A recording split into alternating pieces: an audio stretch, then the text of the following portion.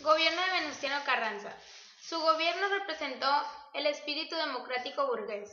Se oponía al movimiento zapatista y al movimiento obrero. Buscó acabar con los grupos de poder del momento, proteger la industria nacional y decía que los servicios públicos los debía administrar el gobierno. Enunció una postura conocida como doctrina de Carranza. Se interesaba por establecer relaciones con altos jefes militares y en su gobierno se repartieron 90.000 hectáreas. Movimiento obrero. Ante la crisis económica, los obreros realizaron una serie de huelgas en el verano de 1915, donde la presión es tal que el 31 de julio estalla la huelga general impulsada por el Sindicato Mexicano de Electricistas. El presidente responde ordenando la detención y ejecución de los principales dirigentes.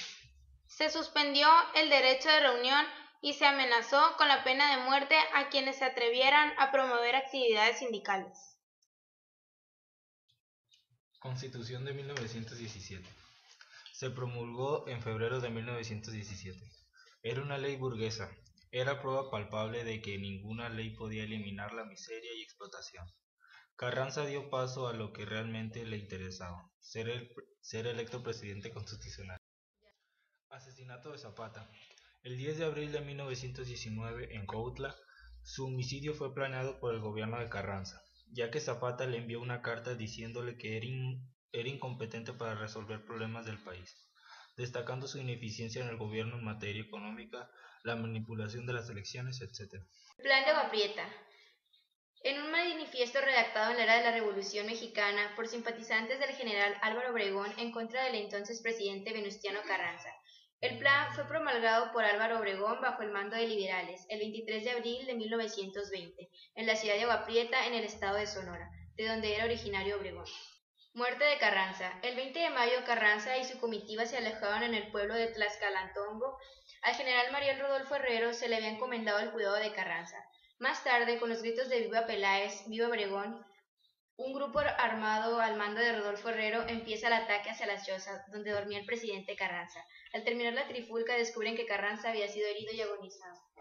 Gobierno provisional de Adolfo de la Huerta. El país quedó sin presidente de la República hasta el 1 de junio. En el Congreso, eligió para presidente provisional al jefe de la insurrección en contra de Carranza.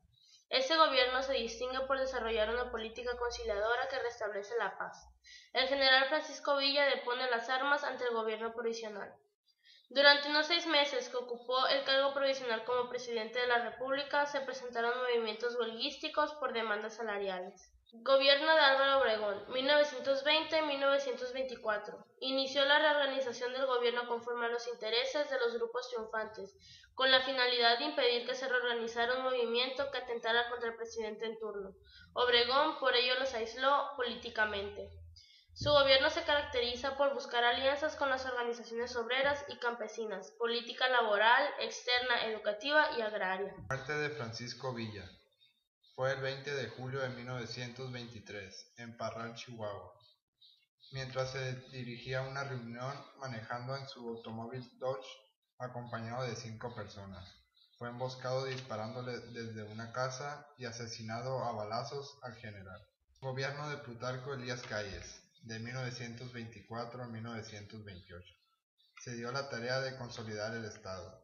Hizo de las organizaciones obreras el soporte básico del gobierno revolucionario. Apoyó a la Confederación Nacional de Obreros Mexicanos. Con él comienza la intervención del Estado en asuntos de la economía nacional. Movimiento Cristero. Sucedió en los Altos de Jalisco en 1926 y 1929. Calles debió enfrentarla. Fue una cruel guerra civil en la que los criterios pelearon por sus creencias y en defensa de la religión, al grito de Viva Cristo Rey, de donde el movimiento tomó su nombre. Calles ordenó que se cumplieran los preceptos constitucionales, que se sancionaran al clero en caso de desacato a la autoridad. La Iglesia presentó al presidente como enemigo de la sociedad y de la fe. Entonces Calles dispuso el registro de curas y órdenes religiosas. Asesinato de Obregón.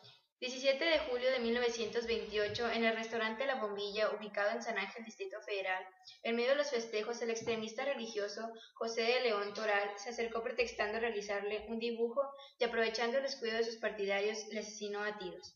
Su cadáver fue trasladado por ferrocarril a la ciudad de Guatabampo, Sonora, donde se le sepultó con todos los honores correspondientes a su alta investidura.